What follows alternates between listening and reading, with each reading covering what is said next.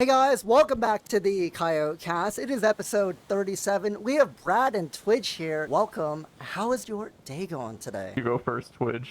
I don't wanna. Oh, okay, my day's fine. It's been really good, actually. I've had a great day of doing daily things. My day has been good. That's pretty good. That's pretty How good. about How yours? was your day, Brad? My day's been good. I'm wondering how Brad's day has been going, honestly. I slept the entire day, so I don't remember. Genuine thoughts on the new HTC headset. Focus Vision. I like the name. I like how they just thought, hey, that vision word sounds pretty cool. I've never heard that in the past Oh my year. god. That vision word sounds cool, guys. I also like how I see pictures and videos of furries with their eyes going like. That seems like a pretty cool thing. Okay, honestly, other than it having like direct display port and everything, why the hell does this mother headset have Fresnel lenses on a $1,000 HMD?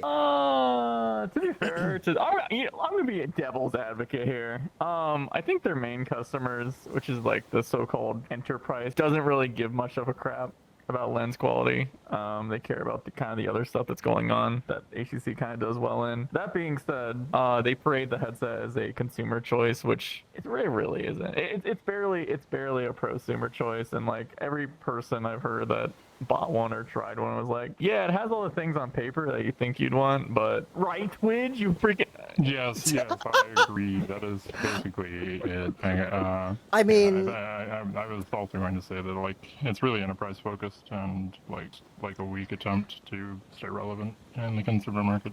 let's be honest here. This is just HTC in general now. They botch the ball every time. I don't know. Like HTC, we all know like HTC is just like not really option these days. Like genuinely, they're like everyone knows when they tease.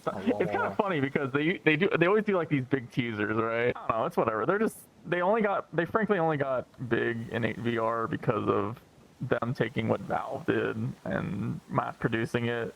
And ever since then, like, yeah, they do okay at enterprise, but they're just not consumer. The fact that they even try to do a consumer-based like app store with their own platform is really crazy to me. There's just no way that they can support something like that. Even when they did QCVR, they also did their own store, and that also was just like, that was a good value for the 4 people that subscribed to Vive for it. But frankly, it just doesn't make they just don't make sense for consumers, and they're burning money like crazy. Like I think they reported their greatest losses this year than like the past. Well, they've always been like kind of steadily gaining more losses as a company, and the only reason they still exist is because they just have so much cash flow from the days that they were like a mobile phone giant. And one of these days, that money is gonna run out, but they have so much. They still have so much money that they can keep throwing this stuff out there that we're gonna see more headsets, more disappointments. I mean, HTC is also just surviving off selling goddamn trackers at this rate. Like, the amount of people that buy HTC trackers at this rate, like, god damn. Tundras are good for the battery, right? It's just like they're really easily occludable, right? Yeah, well, to be like, I think give credit to HTC as well. Their 3.0 trackers, their Lighthouse ones, also have pretty good battery life. The difference between Tundra and 3.0s, other than the design, is like compared to previous trackers. Like, let's say you're in the audience, you have 2.0 trackers from HTC. The reason why your battery is not that much better, or I should say, your battery is worse than 3.0s or Tundras, is mainly because the little ICs, the Lighthouse ICs all over the thing, are way more power inefficient. So both Tundra and HTC will later use a more power efficient version of those chips, and that's why you get better battery life. But yeah, I mean, they definitely make a lot of money from trackers. I can say that because we sell a lot of straps at EOZ for the trackers, and now they're trying to get away from Lighthouse, which makes sense. But at the same time, it's kind of weird because they pretty much own all the rights to build Lighthouse space stations. So like all these Lighthouse companies, or like let's say Big Screen Beyond, for example, who are pretty much reliant on Lighthouse tracking, are now reliant on HTC, which is kind of scary from like a strategical standpoint, since HTC is like, well, I don't know, they who knows if they'll be here forever or whatever. But yeah, I mean, true. Do you think we're ever gonna get a fucking like 3.0 version of base stations, like ever or not? I feel like that ship has mostly sailed personally. I think, I mean, even for the enthusiasts, I think camera tracking has really gotten quite good these days. We And like, talked about friction in the early days. Friction, like how easy it was to get into VR, like dictated how often you'd use it. Camera-based tracking just basically like removes all of the friction. You just throw it on and go. And that's really, really important. Probably Well, more yeah, the important than accurate usability. tracking. Yeah, and like the accessibility. Yeah. I mean, like it is getting really good. For example, like, oh God, I can't believe I'm saying this, but Meta is kind of like cooking with the whole like the Quest 3 is usable. It's very usable. It's like the whole upper body tracking thing and everything. It is getting really good, surprisingly good. And like the more that like gets better and the more accessible it gets and the cheaper the technology gets, like Quest 4, if that shit's like $400 with face and eye tracking, which would if like that shit would be insane. Like that'd be crazy. yeah, I think, I mean, it's been clear to everyone that camera tracking is probably going to the way it is now, and like the way you're kind of seeing it with Quest 3 and Vision Pro, and like how they're all putting their focuses in different things, relying on cameras. Everyone kind of knew it was the future, I think, for the most part. The problem, and actually the problem is still the problem, to develop the quality to match something like base stations, Lighthouse was just always so expensive and difficult that it just was such a barrier to entry unless you were just a giant company like Meta. And even Meta obviously is like subsidizing a lot of that work like insanely much, to the point where it's like, it just kind of sucks we don't have a open good camera system platform where companies can really like take advantage of, like, hey, you know, everyone says Meta's open now. They say it themselves, but you're not going to see anyone have access to those tracking algorithms unless you're like a very select individual that Meta gives you like the golden pen to do stuff with. But if we had something more like that, like something like Lighthouse, man, I think everyone in the industry would be like, yeah, this is where things need to go. So Yeah, easily. Okay, this is the most random golden fucking goose. thing, Twitch. Brad, Let's do it. I did this twice now, at least 3 times in the past hour. This is honestly just a skill issue, but I will put attention on this. The Quest 3, why the fuck is the fucking power button on the fucking left side of the headset? I keep fucking accidentally hitting it, and SteamVR keeps fucking crashing, okay? What the fuck, Zucker? I swear to God, why the hell is the power button on the goddamn left side? What the fuck? We need to change that on the Quest 4. I'm gonna fucking chuck something at Boz or Zuckerberg's fucking dumbass head, bro. yeah, they should have put it like, oh, frick. That kind of jump scared me, not gonna lie. Yeah, they should have put it on the bottom like the Mac Mini, you know, power button. Mm-hmm. Why is it? No, okay, no, that can't just be me. Why the fuck is it on the left? Every time I keep, you know, Twitch. I go to readjust my headset. I go to mute the mod mic on the left. I I grab the headset, like try to adjust it, and I hit the power button, and then Steam Link almost crashes. What the? Yeah, they should put it next to the lenses. Yeah, I think it's a skill issue too. I think he's kind of. Okay. This is your show. We're not disrespecting you at all. No, never. Probably skill issue, but put the battery somewhere else, or not the fucking button for the power. So, I mean, yeah, you know, it's always hard to. I think the problem is like the button doesn't have much, like, I guess, easy to press down, and there's not much like travel, so it's like easy to press. Oh it, yeah, right? not at all. That's the problem. Yeah. Just a momentary switch. Yeah. They should make you slap yourself in the face to turn off the headset. Just bitch slap motion sensor that shit. Honestly, that could work, and it could probably save room. Just like a sensor thing, just slap the headset.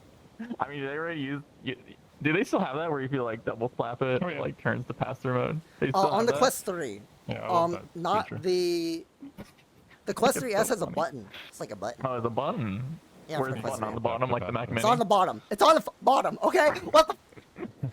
Oh, why did they put that one on the bottom, bruh? I'm triggered about the button placement. Ew, I haven't tried the Quest 3S yet. I heard the hand tracking's really good though. They finally used freaking. Well, yeah. Also, They don't they have finally the use the IR extra emitters. camera? Yeah, the flood camera thingies. It works really good in the dark. I think it's pretty wild how gaslit the VR hardware community was about not needing that. for forever, and now the cheapest Quest headset has them. Very Yeah. useful for. I've heard it actually works really good. Yep. I heard you used to be able to see through clothes. Oh yeah, I heard that too. Isn't Yeah, that why they removed the depth sensor from the Pro? Isn't that why they removed the depth? Boz originally said that was not true. Then weirdly later on he said, that could maybe happen. Instagram. It was the reason. It was the reason. I will fight you. I'll fight every single one of you who still believe that bald baby man. Okay, I'm not sure if anyone in the crowd or much people agree on this. The Quest Pro, they botched the fucking ball. It could have been insanely good. Hear me out. Quest Pro launched for $1,000. Marketing was better. It was more comfortable out of the box, and things were like just a little better on it, even software-wise. The Quest Pro could have been insanely good for $1,000 at launch, but they totally dropped the ball on that one. To be honest, though, like, if there's anything I've learned about Meta products, I actually doubt people would have cared, even if it was better in like at $1,000. I think they've really kind of built a problem for themselves where their offerings are they've kind of programmed their user base, I think, to expect a certain level of quality at such a ridiculous low price that they'll always struggle making something that is more expensive than even $500. And like, you know, we talk as enthusiasts. We're kind of in a bubble, right? We can say, oh yeah, they could have done the Apple thing for $1,000 or whatever. Or even like, you know, you see the software updates that Meta does now, and like doing very well in that regard. More recently, they're starting to like actually take how an OS should work in XR pretty seriously these days. And like even that stuff, if that came to Quest Pro, it would have been genuinely a lot better than what it launched as. Even with the current the hardware it launched with. But at the same time, I just don't think it matters because most people buy Quest headsets for $300 just to play Gorilla Tag, and I guess Horizon Worlds now because they're shoving that down people's throat. Horizon. Okay, but like I guess because we're kind of in that whole like Meta is the cheap, funny, you know, big overarching company. It's like, oh yeah, we got cheap headsets. Mm-hmm. And then they launch something for $1,500, and they're like, "Hey, buy this now for $1,500," and then like no one bought it. Well, even like it was like $500 for a while, right? Like on all the aftermarket websites. I heard. It's gone up a little bit since then because of because they discontinued Steam support. Link, right? Steam Link, I think, was really what made it forward. Yeah. Steam Link coming out with eye and face tracking just working pretty easily out of the box, like made that more popular. But even still, isn't like Big Screen Beyond like pretty much almost tied with Quest Pro in terms of users on Steam these days? I think I saw that. We are climbing. I think it is climbing. Close. The last time I checked the hardware survey. Yeah, and that's just kind of crazy to me because Quest Pro is released by a huge giant corporation with probably still subsidies on the hardware and everything, and it can do way more out of the box than a Big Screen Beyond can. But because I don't think. I think when people see Meta VR, they just think, why am I spending more than $500 for something these days? And I think they did that again. I think they did that to themselves, and they'll have to do some wild things to get out of that perception of that. So yeah, it's easier to start It's genuinely easy to start way high up with price and then bring it down for like getting people excited and like adopting like new technologies than the other way around. Well, Brad, I think that's what Apple's doing. The Aero. Oh yeah. Because the XR3 and then the Aero. I still think the Aero is terrible, by the way. Aero is an XR3. I still think the Aero was terrible, but for $1,000 it was fine. I still think Aero. the Aero is bad. I don't like the Aero either, but it's good. It's good for the simmers. Like that's kind of it. I think that's another thing is we're kind of learning about VR. It's just like very hard to develop a headset that can do everything and like can fit every use case, right? Mm-hmm. Like hey, Vario, we can make fun of like a lot of things, but they're very good in what they do. They're very good for the simming community. They're very good in like the government simulator, aircraft simulator industry and stuff. Like you go to, I went to a military conference late last year. That's all about military simulations, and a bunch of booths and companies are all showing off what they're doing with that. It was like 99% Vario XR3s at that event, and like 1% XTAL. But yeah, so they're doing very well in that market. But I heard some. We'll see how long they last though. But yeah, they're good for their target. I mean, kind of wheeling it back to like high prices and stuff. Apple's totally probably gonna go maybe for something cheaper. I mean, they're starting at 3,500, 4,000 for the 1 terabyte. Probably gonna get that down. I mean, I think that's what Apple's definitely going for. Apple, I feel like definitely has a space in the VR kind of space somewhere in the near future. Like it's going to happen, you know? Yeah, it sounds like the more recent news is they're not rushing to do the cheaper model, which is actually pretty interesting. They've kind of like decided, hey, according to all the like Bloomberg and everything, their next headset is actually just gonna be like a revised Vision Pro with like a M5 chip and like some other specifications boosted, which is actually wild because that basically is saying, hey, we don't even think that the current Vision Pro hardware at a cheaper price is gonna like explode. It's not worth it for us right now. So they're just gonna keep, I guess, pushing this luxury, insanely high spec until they feel, yeah, we can get something like this in a cheap price that will actually sell. So very different strategy from most of the VR market. That's for sure. Kind of wild. But that's like the strategy we all wanted, right? Like you gotta aim literally super high and then like whittle down to what's actually like useful and good. I mean, I think the range of like at least meta headsets will probably be like, cause okay, if we're looking at console prices and just general kind of prices of just general things, like the PS5 Pro, that motherfucking thing is $700. So like, if theory next 2 years, Quest 4, that thing's nowhere gonna be like, that thing's maybe gonna be 600 for the base model. That's my prediction. Like Quest 4, in my opinion, probably gonna be like 600 at most for the base model. Maybe like, I don't think they're gonna even try to drop it to 4. Like it's gonna be 600, maybe 550, 500. Like 600 at the most, and then gonna be maybe like 750 for like the more expensive storage model. But you know, like hovering around the PS5 Pro price, because they're like, if people are willing to drop $700 on a PS5 Pro, might as well drop $750 on a Quest 4 with face and eye tracking, right? Yeah, the rumors are that like, unlike with Quest 3S just launched like a month ago, a year after Quest 3, whereas the current roadmaps apparently say that Quest 4 and Quest 4S will launch at the same time in 2026.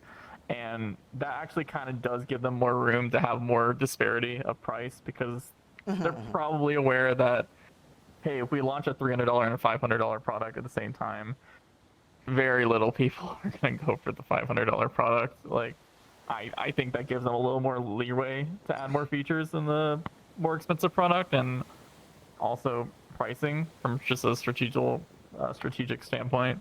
But we'll see. It's kind of weird because like, I kind of want us to talk about this because like they're very focused on Horizon Worlds these days. Like they're kind of shoving it down people's throats. Oh yeah. And, yeah, they're just like, please, we want to boost these. We want to boost everything about this platform as much as we can. It's getting to the point where a lot of like the staunch developers that have been loving developing on the Quest platform are like starting to get really pissed off about this. Oh yeah. It's, Did like, you hear about into their sales? Yeah, the sales. Because on the app, people are like, they're shoving Horizon Worlds so much.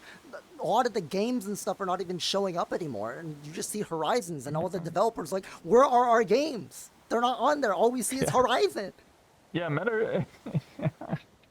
Yeah, I hate talking about Meta because I just feel so freaking biased. But like, Meta has never been your friend, developers. Like, stop.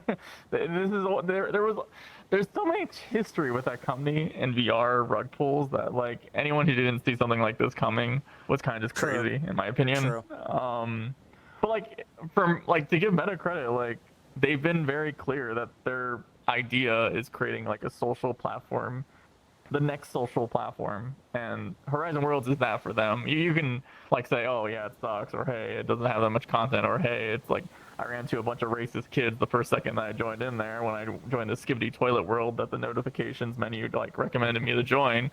But like, that's been their goal for a while, and they kind of probably, like you said, the current rumor is that they might be integrating eye and face tracking out of the box, like when that new Quest 4 launches in 2026. Yeah. A social, we're in VR chat right now. We know that the best use case for eye and face tracking, for the most part, for the average user, Social VR. is social VR, right? So they're gonna keep forcing that down their throats until that headset comes out and has a plethora, their hopes, a plethora of worlds for people to enjoy. You know. Yeah, yeah. And Brad, at least on that timeline, I think that's where it is going, at least. Because like we said, like they should have went top down, like selling an expensive product and went top down. Instead, they went like as the industry, they went from bottom up with price, which isn't bad. But like, I mean, like Quest 1 was 400, then Quest 2 was 300, then they bumped it up to 4 because of Yeah. all, you know, like, and then went back down to 3, then went to 250 before the Quest 3 came out. Then the Quest 3 launched for 5, and then we had the Quest 3S that's 3, but it's going for like 250 on Marketplace if you can find. Yeah, I don't know, fucking people are selling them already. I'm like, damn. Yeah, they don't have the reason why they couldn't really do the thing we wanted, like the top down to lower, is they don't have the luxury of a platform like other than Facebook, right? So like True. it made sense for them for a long term to force out cheap crap. Okay, sorry, I didn't mean crap. That's just cheap stuff. Yeah, yeah. Cheap stuff, and to get like the platform built out. So like, I get why they had to do it. Did you talk about Orion yet with anyone on the podcast? The We're Orion bringing this up. glasses? We're I'm bringing sure this you up. We're probably- bringing this up. Orion looks sick as talking about it. I mean, okay, like it's like okay, if you're I wear glasses. I'm blind. If when this technology gets a little cheaper and like if you wear glasses, might as well make them smart, right? Hey, like I want Twitch to talk about Orion first before I go don't on know my anything spiel. about Orion. Oh my god. Oh my god. Twitch! Annoying You're AR. a disgrace to this I am podcast. an escapist. I like virtual reality that replaces my environment. I don't want to Yeah. see that shit. My office is boring. it's cool I'm on a glasses, beach right Twitch. now. It's cool glass. Hey, I'm with you because you know, like even though AR is definitely a focus in the recent VR headsets, like the ability just to completely change my surroundings is why Yeah. I'll always choose a VR headset. Like even a pass-through VR headset over a AR optical AR thing. So I agree with you there. But remember, Kaiyo, we were talking about this a lot on our previous things. We were talking about the compute puck for so long, right? We were Yeah. talking about how we should move stuff onto the waist and maybe instead of just battery have actual mean, compute yeah. down there too. I mean, And I what think did we Meta should show still do off? that. I think we should still do that. I mean, they're going that way too, but I think we should still do that with even like HMDs too. Quest 4, oh my fucking god, I swear to god, if the Quest 4 battery is still in the goddamn HMD, I'm gonna fucking chuck the Quest Pro fucking probably disc will thing be. on Bob's fucking forehead. I think the Quest 4 will still have it integrated because it's cheaper manufacturing wise to do that. But there is rumors of Puffin, which is like supposed to be a super lightweight. If I was a big screen, I'd be terrified of that. But a super lightweight mixed reality headset that will be apparently connected to a compute puck as well. But like talking about Orion, they're doing a wireless compute puck for that.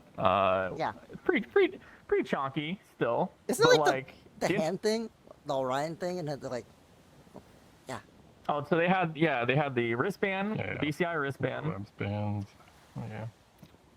which solves the problem that you also run into. So you know, here's the thing about making an AR glasses like Orion is to have a tiny form factor like that, you add a ton of problems, right? So like, for example, when you have such a tiny frame, you kind of have less FOV of the tracking cameras just generally compared to like you can't angle them in certain ways compared to like a big bulky helmet on your face. So like they're like, okay, well, our hand tracking FOV is pretty poor due to this tiny form factor. We need to have some way where we can still capture all the input. So they had to do the pretty EMG wristband.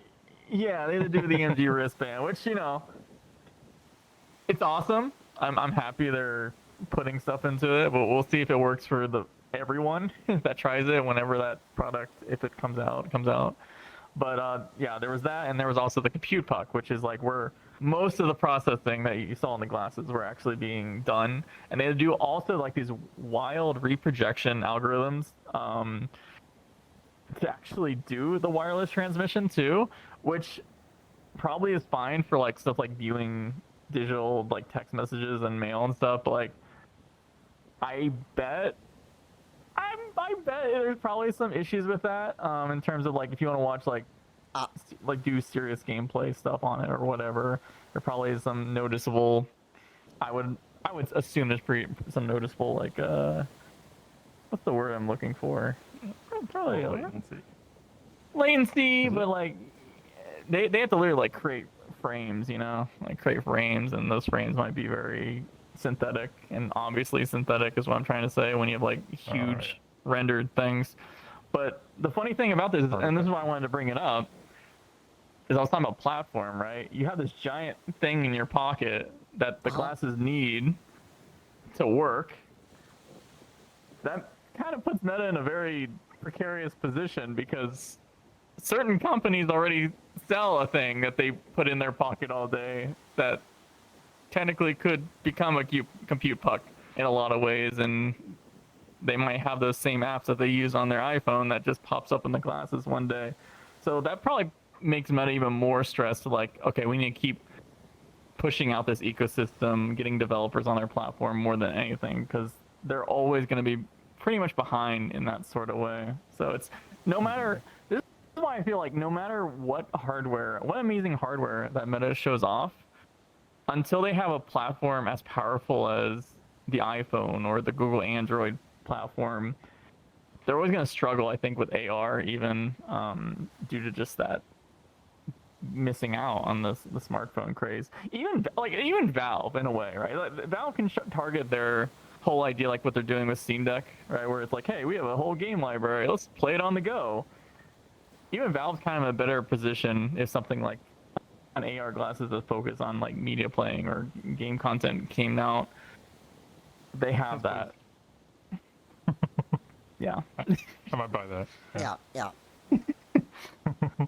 I mean, like, in general, I'm not sure if this is stretching it or I'm just going to put my opinion on this, but like, I think VR's really big mainstream kind of like Apple moment was probably for PC VR was definitely the Valve Index, right? Valve Index came out, the announcement, everyone was like, holy shit, like, it's crazy, right? And then like the Quest 2, I hate that thing, but like, it was big. Like, it was really big. Like the Quest 2 Valve Index was like really that. Big. Was like the Apple, like, holy shit, guys, this is VR's Apple moment, like the iPhone moment, those two HMDs, yeah. The thing that got me about the Quest 2 was that, like, I have a rather big family, and, I talk to them about VR a lot, but I don't talk to all of them about VR a lot. And, like, members of my family that I didn't expect to be, like, techie or know, like, anything about, like, the space or like buying Quest 2s and like actually enjoying them, I found that wild. Like that's the market push. Was it Beat Saber that those people were into? Oh yeah, Beat Saber.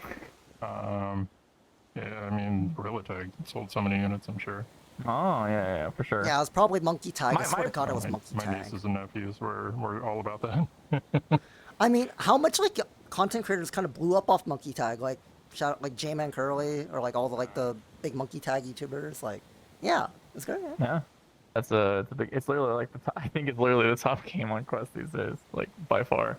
It makes so much money that you go into GameStop or Target and you see Meta gift cards and they have Gorilla Tag printed on the gift card, and that's it. Yeah. They're Robux. That is their best chance for Robux right now, is the Gorilla Tag hats or whatever. Literally, Wild. This is literally Gorilla Tag cosmetics, but this is like Meta's Gorilla Tag cosmetics as it is for Fortnite. What's funny about it is it's not even Meta's game. It's just some third-party company that kind of came out of nowhere and threw out this thing. And Meta's like, what the hell have we been doing the past whatever years? True. So. I mean, like, going a little back to like the whole like metaverse thing and just general, like, yeah. It's the way they're pushing, right? But like the whole thing of like virtual cosmetics, everything. The whole thing that they're like, oh, you could have all this cool stuff, guys, and all this like. But the whole thing of like, I personally don't think I'm ever gonna like, like it's the whole thing of like, if it goes in that direction of like, I don't trust it because it's a thing of like, everyone knows. I'm pretty sure the audience knows. You guys know. Everyone knows. The whole Echo VR thing just does not sit well with anyone. Of how they literally shut down a community of 10,000 active players, and how like everyone's cosmetics and everything just goes up in flames. Like that does not sit well. Let alone like with that going that direction. Like it's like, oh yeah, guys, we have Horizons, we have Metaverse, you have all your cosmetics. 10 years later, just not even a thing anymore. You know? Yeah, and they shut down the studio this year as well that made Echo VR. So that's what I've been saying is like Meta is not RIP, ready it down. a gaming company. I still think they struggle with understanding the gaming audience for the long part and like what is a win. Echo was For such a those win. audiences. It was a win for a lot, and like sure, like 20,000 people doesn't sound like insane numbers for a multi-billion-dollar company, but like in a VR gaming stance, I think a lot of online games would kill to have player numbers in VR, something like that. And now they're not even like, I don't know if you saw that report. I was hearing this for like since a year ago, but yeah, there's a report that came out that like Meta doesn't even want to fund VR games that much anymore. They're kind of like focusing their funding on lifestyle apps, which, interesting. I miss the early days. Yeah, I miss true. the early days when everybody was experimenting and just like throwing a lot of money at like everything and seeing what stuck. There was a lot of cool stuff that came out of that. I mean, Water and Beat Saber Talk. came out of that. Yeah. I mean, Water and Talk for games now, like the one that's releasing with the headsets now, like Arkham Shadow's good. Like that's the one big game that's kind of in talks right now, like Batman Arkham Shadow, or like Beat Saber's always been popular, Monkey Tag. Like, what's some other games that people are playing? Like, there's some pretty good ones coming out this year, from what I understand. But I think that's because a lot of these games were funded during the metaverse boom, where a lot of money was being pushed into these VR-focused game studios. And I think you're gonna start seeing a lot of fall off in terms of like VR, big VR game releases in the next couple of years, because there's like no funding going to VR. Like honestly, these days, it's really hard to get money. So like, enjoy this wave of VR games. Like you should enjoy them. There's some really, from what I understand, I haven't played any of them, but I hear people are saying like they enjoy Metro VR. They're enjoying the Batman game. They have the Alien game coming out pretty soon. But I don't know. It's kind of weird because like the one thing I wanted to bring up, Kaiyo, because we kind of like talked about this earlier in this like we were talking about like how you were saying the Index was like the big PC VR moment, and while that's true, I personally remember there was way more hype around the Oculus Rift CV1. I don't know if I'm like crazy, but I feel like that was such a big hype bubble back then, like both the Vive and the CV1. Yeah. That like it was kind of the equivalent to what we kind of dealt with the metaverse boom, where like everything was so extremely high in terms of like what people, the consumers thought was going to happen, and like how fast this stuff was going to grow. And then that didn't really pan out with some of these big companies of like those projections or whatever. And then it was just like over for a while. And I only bring that up because like I think hype bubbles like that are actually more damaging for this industry more than anything else. I appreciate when companies don't try to rush to focusing on like these mainstream devices too much, because like Twidge was saying, I totally understand what Twidge is saying. Like I miss those weird experimental wild stuff that you just kind of don't get anymore, because you have all these companies that are trying to make a buck off VR. They see a Gorilla Tag, then you have like 20 Gorilla Tag clones flooding all the games and everything. Oh, yeah. And, because Gorilla Tag, its source code is open source, right? Or at least the movement mechanic, yeah.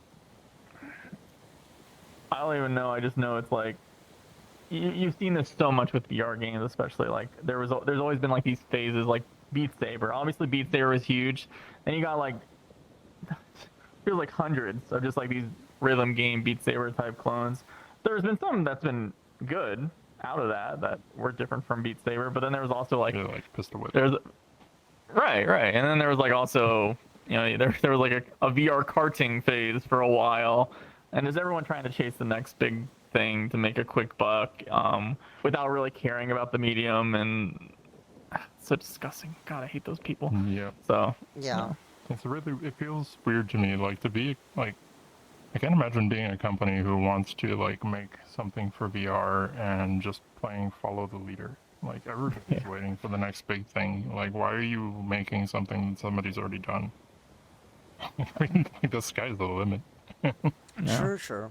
I mean, like, I do want to touch on the whole, like, companies trying to push big thing. Like, the Quest 2, let's be real, it was the big thing, but then also, like, I feel like, I'm going to be honest, do you think it hurt the industry more than it, like, did? Because so much people bought Quest 2s. It was 2020. We have so much Quest 2s out there. How much people are actually using their Quest 2 now?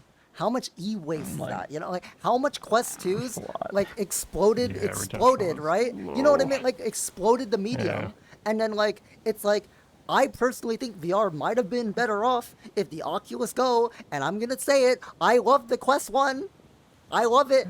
That thing is great. But if the Oculus Go and the Quest 1 never existed, VR might have progressed a little bit better if we didn't have the big booms that way. I'm just saying. No, it's like, I always have trouble with this because like the grass is always greener thing, but like I do feel the biggest problem with the Quest being so big is just it completely ruined the price expectations for anything in VR, like completely, and that's the biggest damage that it did to this industry. Let's just okay. Let's be metaphorical here. I'm not saying this is gonna happen, but like, let's say one day Meta releases an AR glasses, right? And it does pretty well. They're happy with it. It sells at a high price. People are willing to buy into a high price when they launch something like that.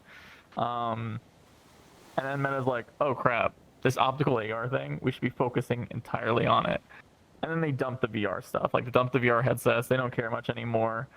If they left the market for years wouldn't be able to recover, not only because Meta's gone, but because they completely they would have created this generational feeling that no VR headsets, even from companies coming out of Meta, should be cost more than $300, $500, and that's so damaging. I see it every day. From I'm talking to hardware companies, even accessory companies who make hardware, and their margins, they can't do anything interesting that they think might actually better the market, but the actual investment worth for making something that might even cost half of like a Quest 2 or Quest 3S, it's just not worth it for most companies. And it's the same for headsets. Like, I really hate that side of it, but That's the scary thing, right? Because it's going to leave the empty void of if Meta leaves the headset market, it's just going to leave that void of like they're like the thing of like did you see the chart of like the whole Quest 3 like parts list of like they were like they're losing money on every headset they sell, pretty much almost. Like they're not making money. Yeah, like they're losing money on hardware. They lose money on all the R&D I'm talking about, which also puts, like I said, like the camera tracking thing. It's literally impossible for any company to like spend anywhere near the percentage of what Meta spends to make their camera tracking systems that good.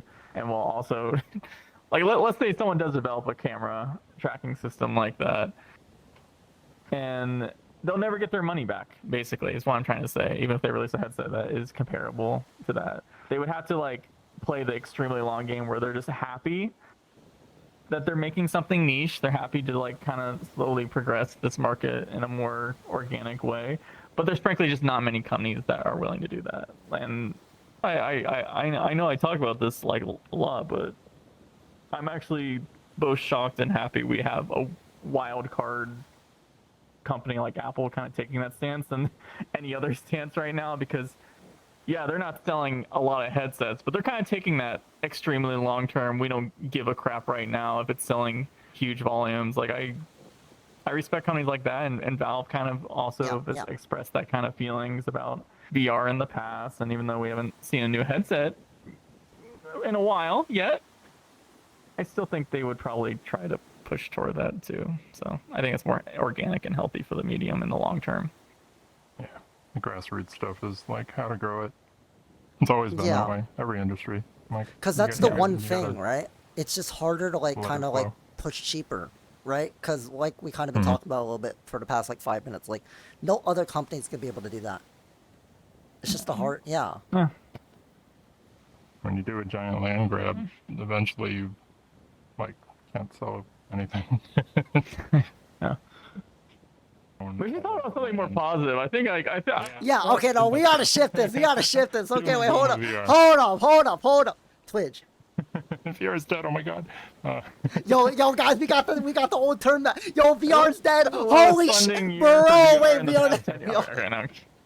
Oh dear god. Okay, Twitch. Yeah. Okay. Let's go. What do you think? At least the future of Steam VR / like base station track stuff. Like, what do you? Okay, because the thing with that is like, we're all on Deckard cope, but like, okay, but like, Especially this week. yeah, I mean, okay, like eye face tracking, I think is like just something that we need to push to in general. Like that's something that every headset, every future headset Oh, needs. yeah, it like, should be standard features. yeah, it needs to be standard in the next 2 years, definitely. Mm-hmm. And Good like, luck. Sure. Good luck, yeah, good luck, yeah, with trying to get that shit, But then also it's like, I really think we need the battery outside of HMDs, because things are just too heavy. Mm-hmm. Yeah. And then like, Yep. I like a we- battery, like a small battery in the headset. Oh, yeah. Or just Oh, like, yeah, me too. quickly swapping the offsite battery. Yeah. oh yeah, Yeah, or like agreed. Just also swap and play forever. better Steam VR track controllers.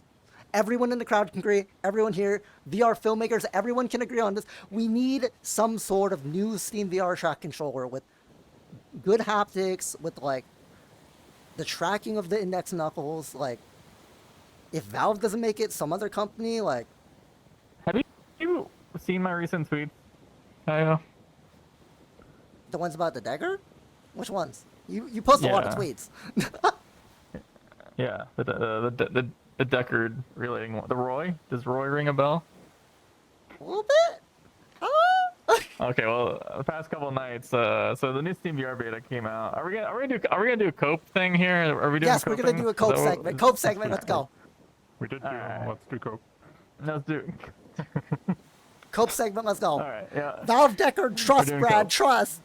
I have to be very careful. So months ago, I got a tip. That there was two code names being productized at Valve offices. Two hardware code names. Now these are for controllers. First of all, the first code name, I'll tell you that code name, but it was basically Steam Controller 2. Which, cool. Steam Controller 2. Who gives a crap? We're VR users, right? That was frankly given to me, told to me that, hey, Steam Controller 2, it'll look like this. It'll have these inputs, very similar to Steam Deck, but without just Steam Deck input put in a gamepad. Very standard concept, very not hard to do. But then there was another code name given to me, called Roy. And here's the thing, right? When you're in my business for so long, sometimes people like to troll you. They'll just send you DMs with bullshit. So like, I don't like to report stuff unless I have like Hard another evidence. Or yeah, thing. source. Right, Yeah. exactly. So I heard this Roy thing. They gave some inputs that it would have. They gave some like, yeah, I don't want to say more than that. SteamVR beta 2. Whatever the one came, I think it's 2.9. I don't freaking remember. The one that came out yesterday had some references to this Roy controller for SteamVR. A lot of references, and it actually corroborated a ton to what I was told about this Roy controller. This tip I was told about Roy controllers, and it's really wonky. It's definitely, I'm highly confident now that it is actually a VR controller. I was told at the time that the Steam controller was at EV1 phase, which probably means the Steam controller could be released next year. I was not told the status of this Roy controller, but the Roy controller is weird because it had inputs we haven't seen in a VR controller that I am aware of. At least I've never seen a VR controller with a D-pad. This controller has a physical D-pad. Okay, interesting. It's got a grip the grip button. Okay. It's got triggers, and it's got bumpers, and it's got ABXY and a system button. I don't know if it has more than that. It might have more than that, but I can at least say it has all that, and it has apparently some sort of strap for the controller too. The fact that I was told about this controller around the same time they said that, hey, it's being kind of productized at the same time as the Steam controller means, yeah, this Roy thing is getting pretty serious. So we will probably, I think, hear about what this Roy controller is next year. It's fully VR focused because it even has an unreleased OpenXR extension in Steam VR for it. So it's even being added to the OpenXR specification secretly. So there's a lot of copium to be had from that. And there's tons of eye tracking strings as well. That was also launched side by side with all this stuff. So and there's stuff going on again. There's copium stuff going on again. Productization copium going on again. Yeah. Copium. So. I mean, how long have we been on Deckard Cope? Base station tracked. No idea. I'm guessing camera tracks, frankly. Yeah. Camera track, you think? Yeah. Kind of makes sense. Yeah. Like I was talking about before, it's friction. You don't have to put up base stations if you can use it anywhere. Like the problem that I have with Lighthouse tracking, like I load the accuracy. I have like 11-point tracking on right now, and it's nice. But I can only use it in this room. I can't just like take my headset into like my living room. Maybe, but you know how the Quest Pro controllers also needed freaking internet, and how everyone's like, oh, internet freaking needs internet to use, like, oh, like if we're at like CES or something, oh, the internet's dog shit, bro. Like, you know, like we need some controllers to work without internet. Controllers? Yeah. We need controllers to work without internet. Kind of actually, I'm not gonna speculate, but that is another thing that kind of was data mined. Is there's what is called a soft access point that seems to be for Deckard for connecting stuff over a Wi-Fi connection to Deckard. I'm not sure what else that could be used for, unfortunately. So maybe that is something that Valve's looking into too. I don't know, but that was also data mined. There's some benefits to doing it that way, and there's some negatives to doing it that way. It's like you never have a perfect situation because otherwise you're relying on Bluetooth, right? And Bluetooth is still just a 2.4 gigahertz connection anyway, which is actually even more overwhelming for interference than some of the other bands. So I don't know. We'll see. Or also like this is totally swapping topics for a little bit, but like I wanted to touch on like just like graphics card wise and like technology wise and things that, you know, fucking pushing AI and everything and things like kind of going that direction like with NVIDIA. But like the 5090 specs, I think these are specs, 32 gigs of GDDR7 on a 5090. What the absolute fuck? Jesus Christ, mate. Why is that thing drawing 650 watts for the fucking graphics card? Jesus Christ. Yeah. Probably won't. I mean, the 4090 was rated for, what, like 450 watts? But, like, realistically, like, unless you're really, like, running it full tilt, maximizing its load, it's not pulling anywhere near that. It's actually really efficient.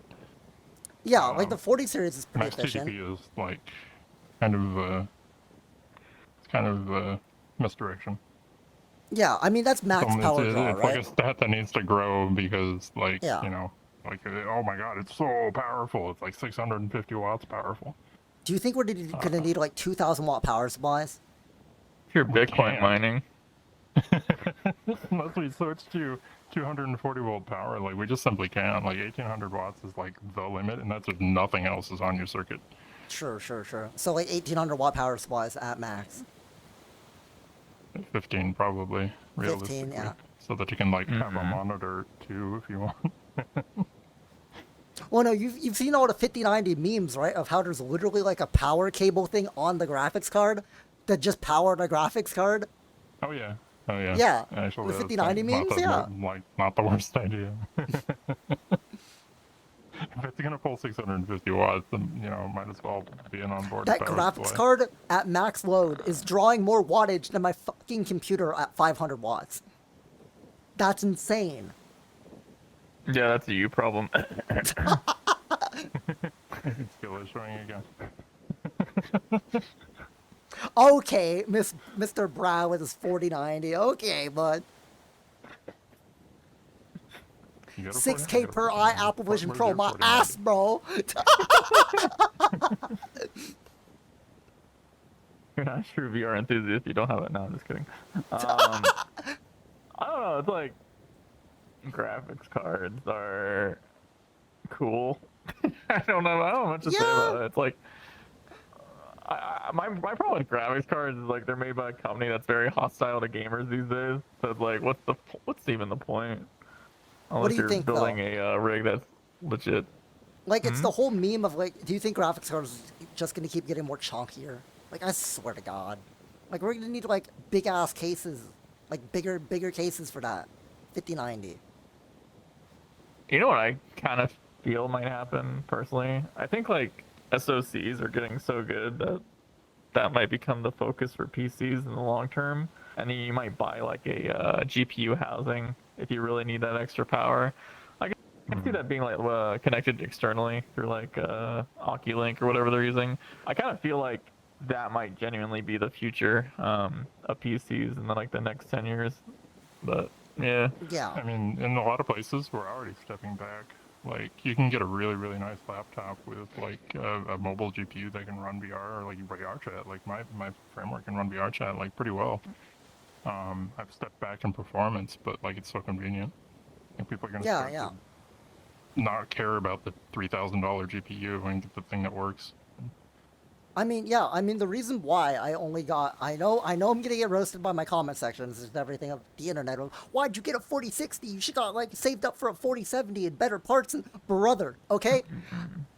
I was running this game off a 2060 with 6 gigs of VRAM. You think I need to go for a 4070 with, like, 12 or, like, 16? Bitch, I was running this game off 6 gigs of VRAM. I get way better performance. Mind you, in this same world, this 2060 was struggling with 3 avatars on, and it was, like, running at, like, 100% usage at, like, 200 Fahrenheit or some shit. Like, the 4060's at, like, 60, like, C. And it's like great. And I'm getting like 50 frames. Have you seen the Bitcoin prices recently? Oh God, no, Brad. I have so many regrets. Once upon a time, I did the Bitcoin mining thing, and I just sold them all like immediately as I mined them. Twitch, not Dogecoin. Time and like, not Dogecoin. I was mining Dogecoin literally the year it came out. I have insane regrets as well. And now we have a whole government thing that's named after Dogecoin that also boosted the price. I hate myself. You know, I think that's on it. I think I do have a Dogecoin wallet on some old broken MacBook somewhere in my parents' house that maybe. Time in hands. Brad, you gotta sell your Dogecoin. But I bet you I couldn't even get the Dogecoin wallet off of that laptop because, you know, MacBooks back in those days were even less repairable than they are now. So oh yeah. I probably couldn't even take out the hard drive or whatever.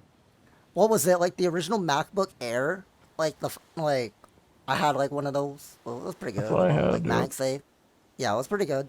It took 7 years to goddamn die. I got it like in middle school. Fucking MacBook Air shit. It was alright. I had a MacBook Air, and then my grandmother threw my backpack when she was pissed off at me, and my MacBook Air was in it, and it just broke. Oh no. You could say that it flew through the air. You could say that. You really fucking. Okay, now well, like I know why it was called the Mac. Okay, yeah. It was so late. It was chuckable. It was chuckable. The MacBook Air was chuckable, guys. It flew through the air. Okay, it was a goddamn airplane. Like a frisbee, dude. Small form factor headsets. Where do you think VR is going to go with that in 5 years? I'm a big fan of small form factor headsets. Twidge? What do you think? Are you Where do you think? Where do you think it goes? There? Yeah, well, yeah. There's Yeah, probably no bias there. Yeah. I mean, personally, I think the big screen beyond is a great headset. You know, ain't no glaze. Say big screen beyond, pretty good. You know. I really enjoy it. Minimization of form factor is like what everybody's after, right? Like Meta wants to make AR glasses because they're nice and easy and they don't weigh anything, they don't hurt your freaking neck. Yeah, like we gotta keep stuffing features into the form factor and not trying to make the form factor fit the features. I mean, yeah. I mean, I totally agree with the statements of like people of like small form factor headsets. We do need more of them, or like of what Darshan was saying of like headsets just keep getting bigger and bigger and bigger with more sensors, right? We need to get those headsets and shrink them, right? Yeah, like. Yeah. I hate aspheric lenses. Like, I don't care how good the clarity is. Like, when you add that much weight and bulk to it, yeah, I'm just like, I mean, good for you if you like that kind of thing, but not for me. I mean, yeah, I've talked about this a lot. Bro, you know, I just like want that, to say, I just wanted to point out, you said the word glaze. That's like one of my favorite words that the new generation came up with. It's good. Like, oh my god. It's so good. It's so freaking awesome. Top it's three, so good. Top 3 new generation words. Glaze. I think like, wait, what's like okay, no, I'm gonna say cap is pretty good. Cap's pretty good. Cap's Is that new? Yeah. Is that new? I don't know. Everything's new to cover to us. Yeah, but like I think Cap's not one of the newer ones. But I use it a lot. I like that one. Oh, I think scuffed is a great one. Scuffed is a great word. I feel like scuffed. Yeah, but it's good. It's good. It's good though. It's one of those things like I'm a bit old, so I get to hear like a lot of like the old slang come back into use. I'm really trying to push rad. Can we all start saying rad? Okay, again? can we push rad? Can we push rad? Come on. Okay, no, rad is 100% better than what all these goddamn Gen Alpha kids are saying. Bro, what is this yacht shit, bro? What the fuck, bro? I don't like the word rad because every time someone says that, I look over because I think they're calling my name. So yeah, kind of gaslights me when that word's popular. Okay, like the Gen Alpha right, let's do Cowabunga then. Remember Cowabunga? That's a good one. Okay, but the modern age, just kind of Gen Alpha talk is like really brain rot. Like I don't know. Like some of it's good, some of it's just bad.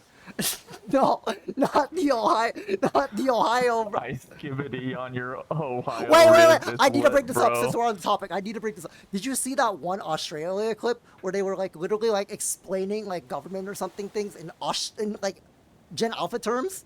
There was this clip floating around. It was literally like crazy, and everyone's like, "What if like if things were just explained in like Gen Alpha terms so the Gen Alphas would understand?" But I hate it so much. I hate it. This is why no one respects Australia. No, they swear Australians, shout out to Australians. Some of them just don't have a care in the world. They just do whatever the hell they want. You can put the convicts on Australia, but you can't get the Australia out of the convicts. Okay, hear me out. Guys, I'm gonna say it. I'm gonna say it. Going with that. Right.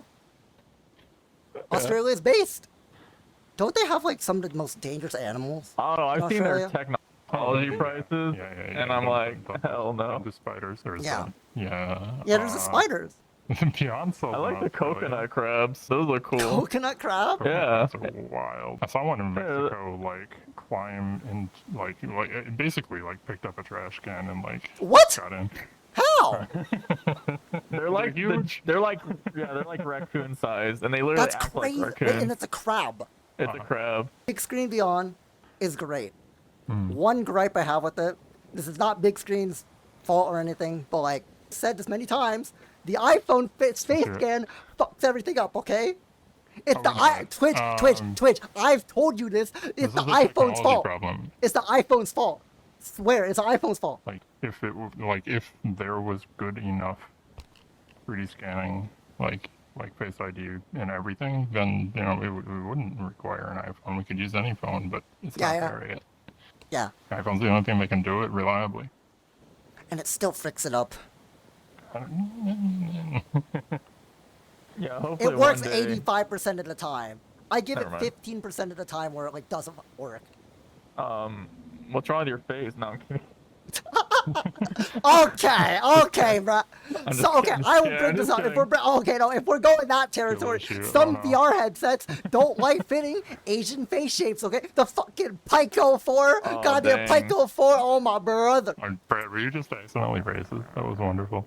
Wait, what did I do? Wait, what did I say? Whoa, Oh, I get it. whoa, Okay, holy moly. whoa, My wife is Chinese. Does that give me a cast? I don't. Okay. Okay, but like the thing really of like some headsets are designed around kind of the Asian market, you know, the Pico 4, the like Yeah. Pico headsets of like how, you know, you said it doesn't fit on your face very well. I mean, like some kind of the American market, it doesn't really fit people's faces that well. I mean, like, Yep. yeah, but like, like, do you like, okay, with the whole like headsets and like the whole like Halo style, do you think some people hate it because it's like, oh my, so much pressure on your forehead, or like the pressure points, the 4 pressure points around like your face? Like, what do you think in direction we should go with that? Or like, there's like a combination, because like it's either pressure points or forehead pain or. Just don't make a unibody headset like the Quest Pro, so people can actually change whatever the crap you can put onto the freaking headset. I don't know. True. Like, I don't think there's a good answer because like some people like the forehead thing. My forehead is extremely sensitive, so I cannot do those types of Halo ones. They just give me a headache instantly. And then you have like big screen and Apple doing the crazy thing where they're just like, scan your face and we'll give you either like a fully custom facial Yeah, pad yeah. or we'll give you like a semi regular but different shaped thing. That's the thing, is like we always talk about like other barrier, like it's a whole other barrier to entry for a lot of people. Yeah. It's like it's so hard. Like, dude, VR is so hard. Like, oh my god, It's like the anyone who headset makes doesn't fit hardware. my face. Or it's the whole barrier to entry of like, oh my god, guys, motion sickness. Like, okay, do you think people just get over it? Or do you think people are like just being wimps about it? Like the whole like, oh, you get over it in a week, or like, oh, motion sickness. Oh. Well, here's the problem: is like, how can you okay, let's say you go on a roller coaster, right? Yeah, And yeah. it makes you sick for the entire day. Uh-huh. Most people probably aren't going to go on a roller coaster again after that because it's just like it's not worth it for them. Some people will be the opposite. They'll be like, yeah, I'll just go on more roller coasters so I get used to it. But the thing is, like, even if you can decide whether VR legs exist or not, but for a lot of people, they do get sick when they put on a headset, and that's just like another difficulty where generally consumers, when they buy something and they go home and they want to just do something entertainment wise, if it's going to make them sick the first time they put it on, a lot of people are just not going to push through it, especially if the content isn't worth it for them. So yeah, like, yeah, even for me, like, I'm very, I mean, obviously I spent a lot of time in VR, but I play something like Boneworks. For some reason, Boneworks, that game kills me like every time. More than other games, and I don't know why. I can't get over it for certain games like that. So I don't know. It's a hard problem to solve. Yeah. Or like, I totally get that. Or like, on the roller coaster motion sick theory, even those roller coaster games still suck to this day. They're bad. I hate them. Or like certain experiences, even in VR chat or They're things, best for will give VR, me yeah. like, I've been in VR a bunch. It's like, but even like Thrill said it, everyone said it. Like, there's that one thing in VR, or there's a couple things, or just general things that will still give you motion sickness, or are just bad and will give you motion sickness, even if you're an experienced VR user. Or even the thing of like the really old like roller coaster experiences. Those things were horrible. Yeah, but like speaking of that, it's like I just don't like the whole like barrier to entry with that. But like, it's just the thing of like, it's just gonna always be that barrier to entry because some people are, like we said, it's just Yeah. like not gonna want to like try it again. Yeah, I mean, I think that's like one reason Beat Saber was so successful, is it didn't really require Oh yeah, there was no more. VR legs. Yeah. Yeah. I was Valve's push in the early days for room scale. Like if Oh, yeah. applications are room scale, like if the room isn't It's just moving VR around you, Osu. then Like, know, like it's literally, like, like say it's not, but like Beat Saber's VR Osu. Like it's literally like the no lifer like rhythm game. It's not really. It's just a hard problem. Like, Yeah. I love VR. I freaking love it with all my life. But I'm not gonna pretend that it's gonna be like this thing thing that every single person's gonna hop into every day. It's just I just don't feel that way anymore, and it's okay for that. I think it's okay to be in that sort of situation. I mean, even gaming itself, right? Like, yeah, there's a lot more gamers these days, but you're not gonna see every single person buying like a game, like a game console or a PC to just play every game on the planet. It's and we're like basically in a niche within that. Within a niche within already, a niche, so. but then it's also like Yeah. ramping it up a little bit of like the same thing with like future tech and future VR stuff of like, for example, it's like, oh, what if people go blind, or what if I go blind because I have bad eyesight, or it's like what the whole thing, like, Yeah. you know, just with the like a what ifs of like Neuralink and everything, neural interfaces with technology, VR and everything. It's like, where's that gonna go and everything? It's like all the crazy technology stuff. Yeah, I mean, Well, I that's think, pretty far away. yeah. Like, Yeah. it's a hard physics problem. Like, it's a physics and a biology problem, like, all knotted together, and it's really, really hard to unravel. Oh yeah, like the whole like SAO theory of like everyone's seen that one Twitter post of Paul Maroki using the Quest Pro and the Death headset. Like everyone's seen that. Like everyone's seen it at this rate. It's like, oh my god, guys, we figured out the death part. Everything else, yeah, we haven't figured out yet. Full immersion. I mean, I think it would be cool, but like, god damn, that's Go scary. into that water behind me and drown it up. No, That'd be so Brad, no, immersive. Brad, no, Brad, no, Brad. Whoa. Really inviting. What Oh if, my Brad, what if there's a God. Megalodon in there? Brad, what if, oh. What? Okay, but like on the SAO full dive theory of like, I've talked about this with my friend Tivy in past episode of like, what if, guys, the modern SAO, all the Gen Alphas, no, we go send the Gen Alphas to fight the monsters in the SAO. I mean, hey, That's terrifying. would- You're just gonna make virtual monsters for them to die at their feet. Okay, wait. Like, they got the zoomer energy, okay? Like, hear me out. Like, all like you, Brad, or like I could see Brad be like, oh, I want to like go fight some monsters a little bit and chill. Like, Twidge is like, nah, bro, I'm up in the mountains, bro. I'm chilling, bro. I'm fishing, bro. Like, nah, Twidge is like, nah, I'm chilling. Yeah, And then literally like Twidge is in the crowd with like Tizzy and you know like, other people, you know, like maybe a little gremlin, but it's also like, hey, I'm just chilling. I'm gonna max out my cooking skill, you know, all that shit. Like, yeah. what would I do in SAO? That's a good question. Maybe prostitution. Whoa! Hold it! Only Brad? I don't know. Whoa! Oh, God. Okay, okay, wait, what would Brad, okay, realistically, I feel like he'd be like a merchant or something, like selling something. Oh yeah, I'd be SAO. scamming Yeah. everyone. I'd be moving town to town scamming people with snake oil. Trim your armor. Brad's like, I can Buying upgrade your armor, girlfriend, but buying Gia. I don't know. I feel like modern SAO would actually go crazy, but like it would actually be a disaster. You know? Yeah. I mean, hey, SAO was a warning. But like, It people were like, was. oh hell yeah, It I want that. No, but wait, well, SAO came around the time You know like what? when VR was on the Nexus. Upbringing, right? No, but it was though. Like SAO, the Oh, show it was, like, came around before that a little bit. bit, but then like, it was the hype, right? It definitely I mean, helped we've been the hype hyped because about VR for Yeah. decades now. Like, Yeah. I grew up on VR media. Like every damn cartoon or TV show was all about getting sucked into the computer and Yeah. experiencing the virtual world. I mean, that like- was, that was formative.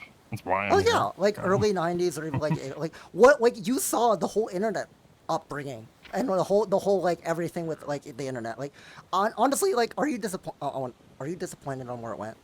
Twitch with the Gen Alphas. No, I'm standing here as an anime girl on a beach. It's wonderful. It's my dream come true. I mean, sure. I mean, like, I even asked Ronan this. Of like, he's like base Canada guy. You know, we love Ronan, but like, even Ronan was like back in like the '70s, '80s. You know, Ronan was like, I mean, arcade games with like technology. He's shocked by it, but like, hey, like, pretty crazy. I don't know. My first gaming console was an Atari. I like played Ooh. Pong. Hell yeah. Like, Back just in a my few day. bricks on the screen. I was on a black and white TV. Like, if you want to go there, like, That was like the first multiplayer game, right? But it was Pong, right? Yeah. yeah, it was the first Rage Quit. I think that that might be recorded. The first Chuck the Pong controller at the TV, like, bro, what, bro? I'm so old. My first rage quit was in Pong. That's a good stand-up. I'm gonna steal that. I'm gonna steal that when I get a little bit older. People won't know. Gen Alpha has no freaking idea the history. No, of they have Task. no I just told idea. them. No idea. Like the Gen Alphas, like, oh my god, Brad. I've heard about like, things that happened in the 1900s.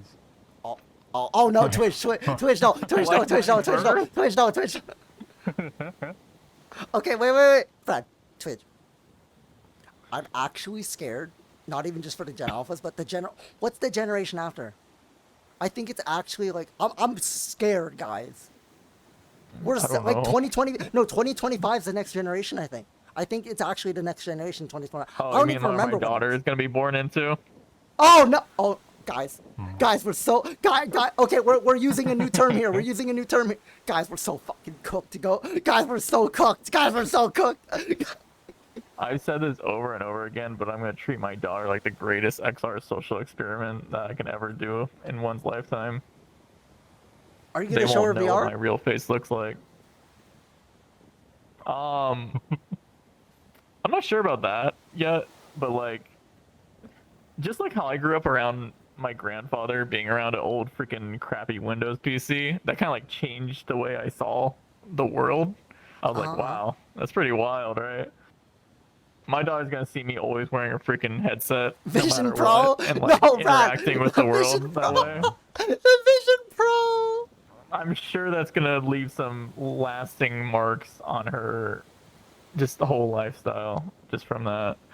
Oh no. Yeah.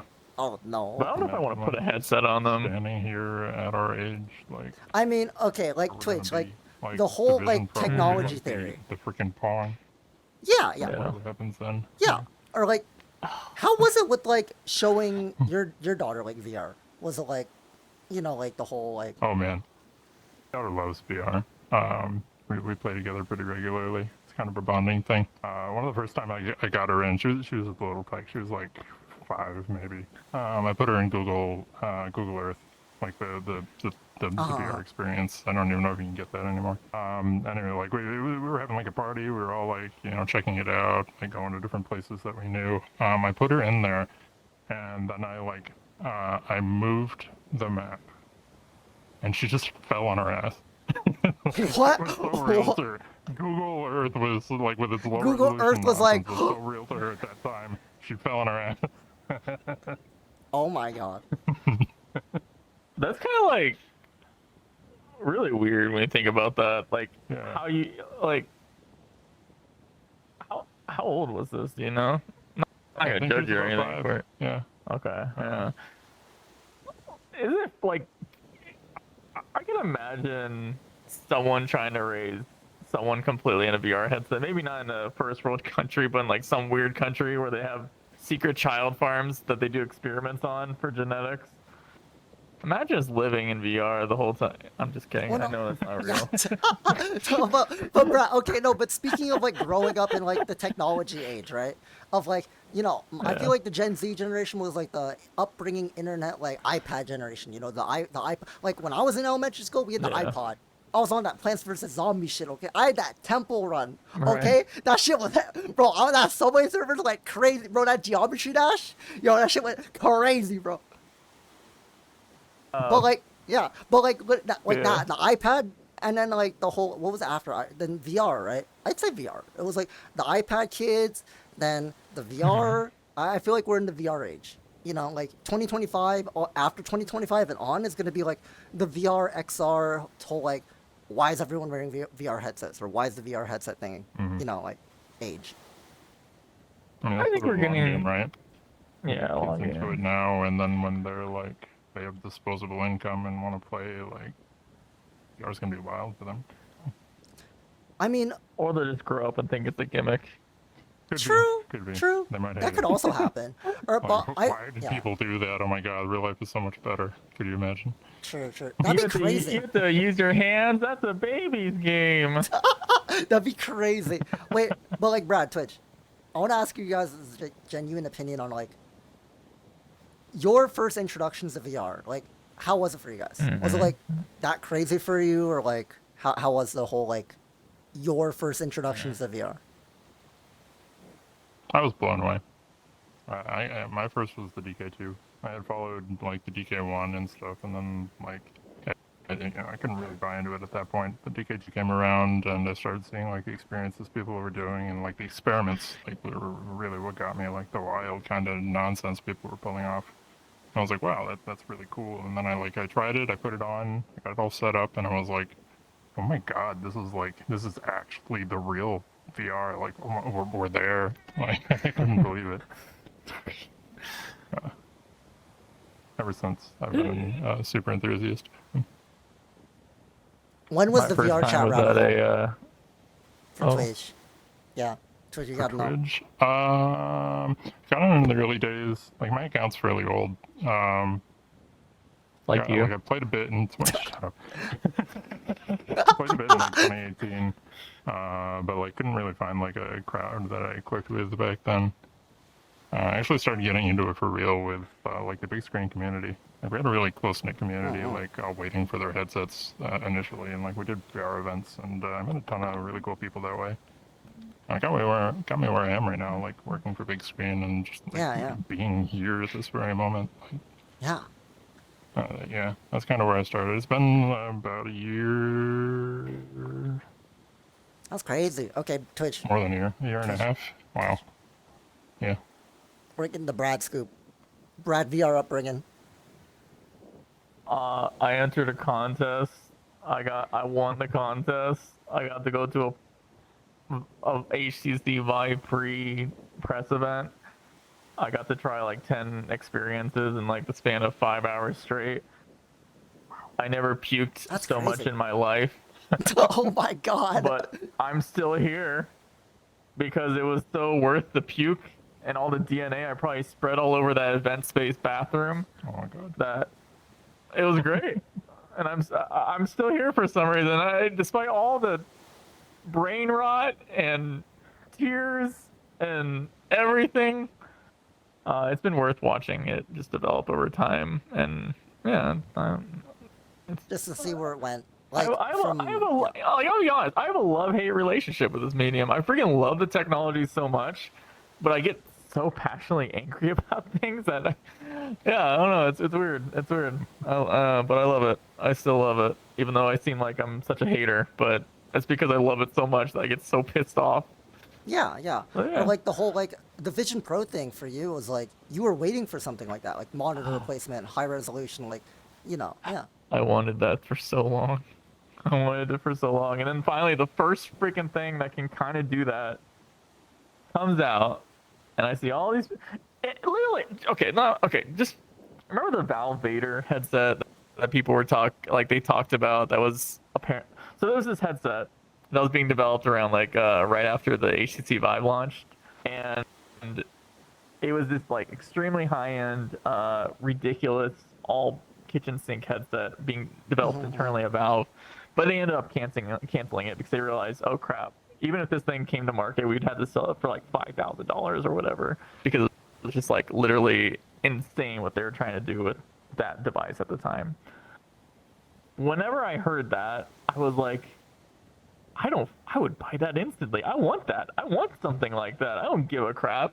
So I was waiting for something to do that. I loved, obviously, I talked about Steam VR overlays like a madman, the idea of this, what now is being called spatial computing. I was obsessing over that for like some years now. And then Apple comes out with pretty much like a combination of what a Vader would be with like this whole standalone spatial computing focus. It was almost unfair. It was almost unfair for me to not like, it almost feels like it was specifically trying to target me and make me feel crazy because I've never liked Apple stuff.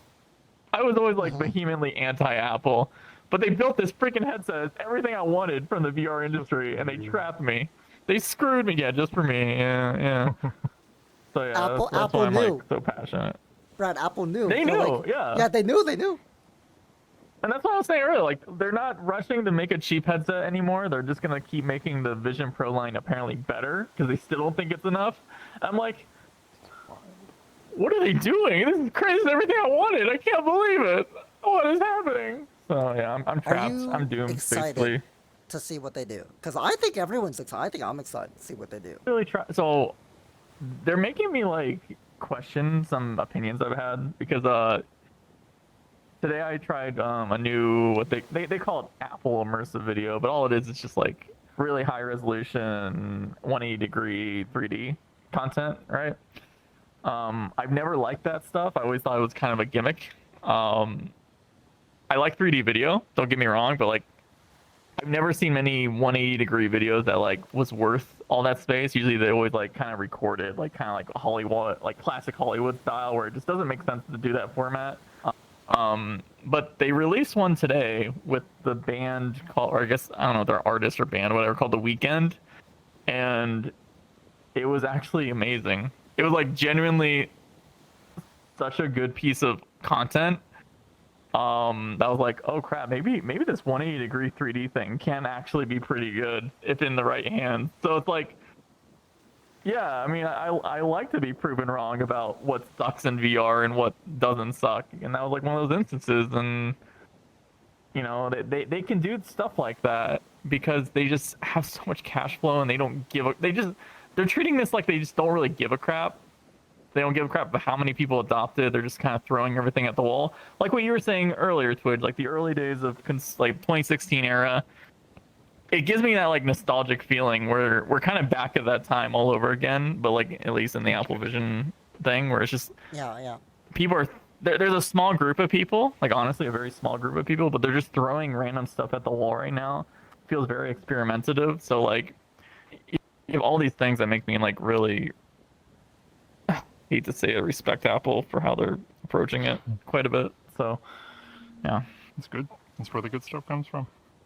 Yeah. And I want that, and it's like, even if you don't like Apple, like I think they've become a beacon for like getting components being made that we want from the like the rest of the industry to hopefully adopt to. And like they forced Meta's hand, obviously. Look at the OS updates to the Meta Quest stuff since Apple's shown how they do it has made everything better. I feel like for everyone, if you like VR, it's just made everyone better. I feel so that's great.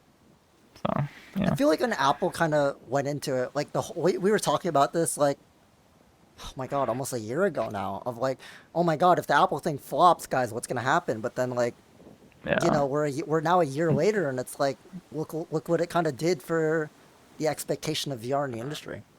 Yeah, a lot of people say it did flop, but yet they're still gonna make a Vision Pro 2 apparently late next year or whatever. So like I guess they don't care if it flopped or not. They're just like, again, I appreciate companies in this medium of like getting it out there, making people want it, and seeing what people did with it. I appreciate companies that care more about the long game and like creating a truly unparalleled experience in this medium than just like, oh, we need to rush people into headsets even if they're just gonna closet it immediately because it's just not good enough yet. So yeah, I like that strategy more. It fits I wanted, and I hope more companies do it. Yeah, like kind of like how Valve's taking their time with maybe even producing a second headset, but that's what a lot of people in the crowd, or even I'm calling out you, Diana, or just people have generally like, things take time in this medium, but like, I mean, the thing of like, we're all Valve Deckard coping, but it's just like, it's maybe gonna happen or going to happen, you know, like things take time, good technology, but like, yeah, you know. Really hope they release something soon because you can overcook the bread. Well, it's like I noticed. Eventually, I've been kind of using this comparison for like Valve. Like they launched the Steam Machine in 2015, and when that didn't explode in popularity, and it took them 7 years, I think, to get from Steam Machine to Steam Deck, and like obviously they took everything they learned from Steam Machine to get the Steam Deck. I kind of feel like they're doing the same thing, but like from Index to whatever they're doing for like their OLED headset. It's kind of very similar parallels in terms of like figuring out what works, what doesn't work, how they want to improve things, and developing like something that can run standalone. And I imagine it's gonna be in their entire Steam library, not really just VR in general. Yeah, we'll see. Yeah. And kind of shifting back to like a little bit more like small form factor, like big screen's doing, you know, for like the medium of like shrinking things and like, you know, it's going in the right direction. I feel like for some sort of like VR headset at least technology, like it's great. I think it's great. It's like definitely a niche thing for like smaller headsets. A lot of like enthusiast people I see are leaning more to like sleeping in VR or even trying new experiences because they have a smaller form factor headset. Or like people are doing a little bit more like crazy like stunt stuff or, you know, like are actually like hopping in VR more because it's lighter, it's a little bit more comfortable. Or it's like they don't have like a 2-ton brick on their face anymore. You know, it's like, it's good that I like how people are trying new experiences because of the big screen and how it's showing people that this technology can get smaller. Yeah, it's been wonderful. Yeah. It got way more popular than I think anybody really imagined it would. It created a whole market of VR headsets. Like you see a lot of companies trying to do like a big screen-esque type thing now. Yeah.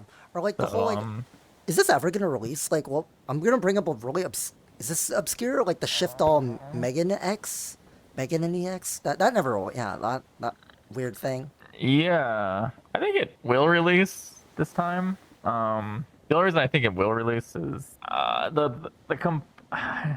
they switched like display suppliers. Yeah.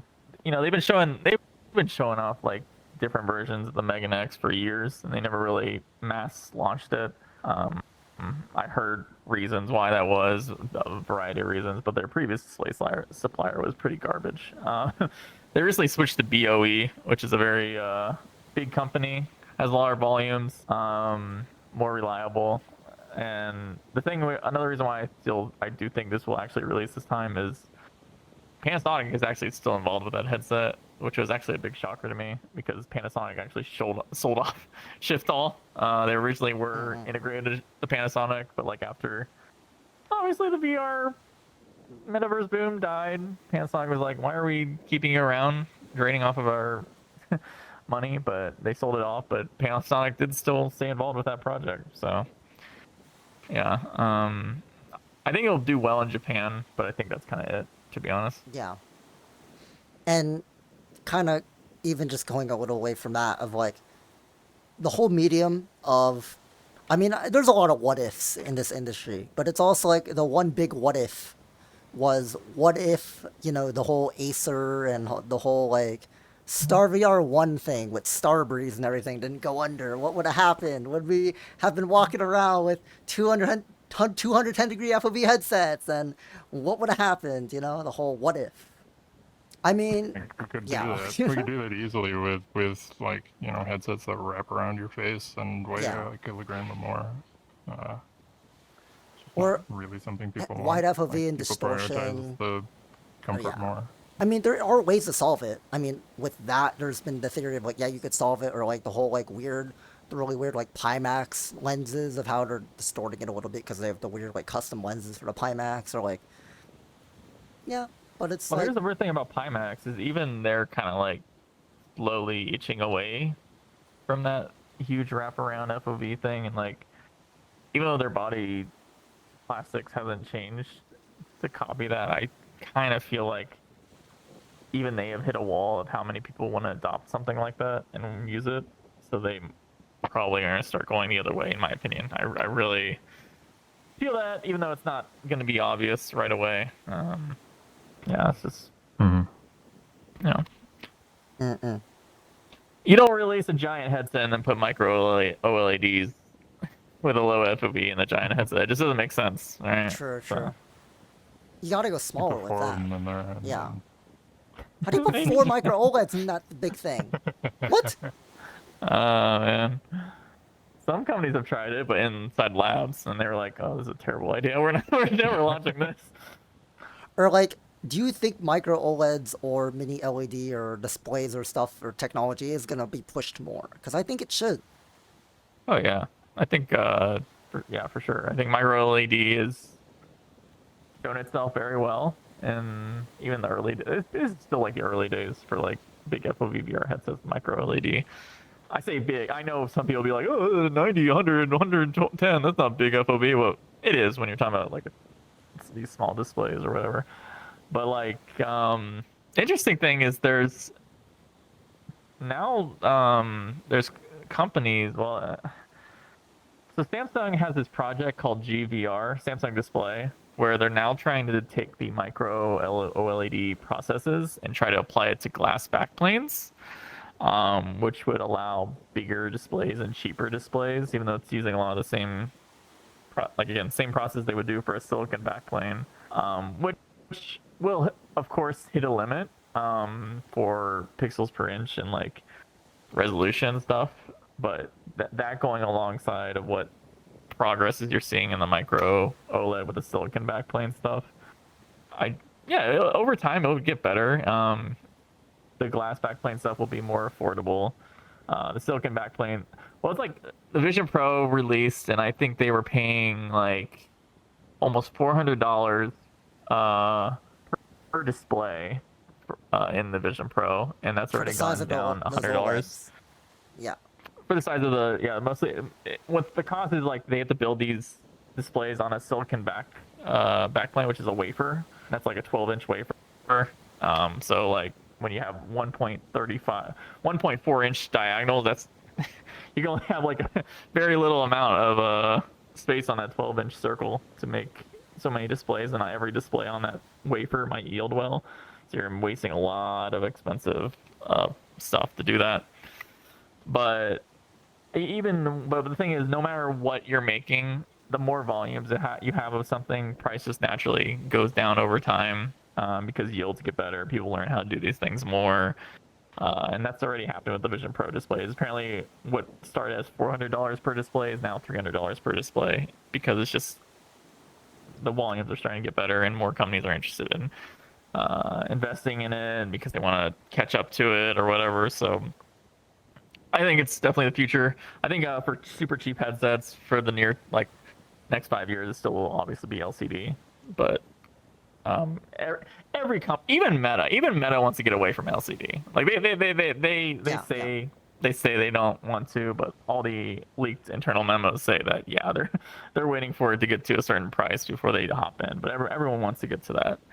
And then maybe one day we'll get to micro LED, but that's probably not for 30 years for VR or something like that. So why so long? Micro LED. Micro LED, what a disaster. 10,000 nits to the eye. 10,000 nits to Twidge.